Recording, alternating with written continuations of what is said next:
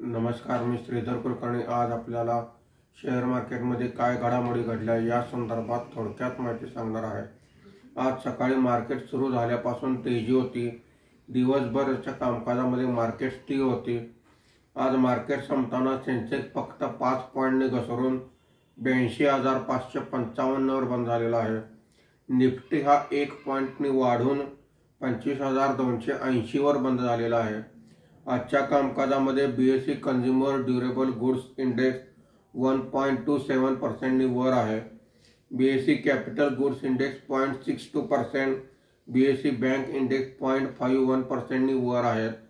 BSE mid cap index 0.19% आणि small cap index 0.54% वर आहेत। आजच्या कामकाजामध्ये वाढलेले मुख्य शेअर्स पुढील प्रमाणे आहेत।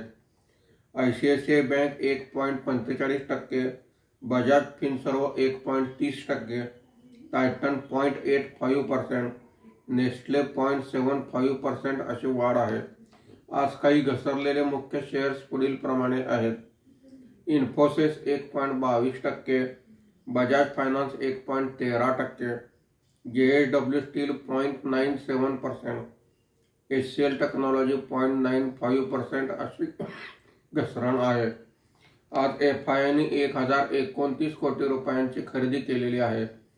देशीय वित्तीय संस्थांनी 1896 कोटी रुपयांची खरेदी केलेली आहे। धन्यवाद।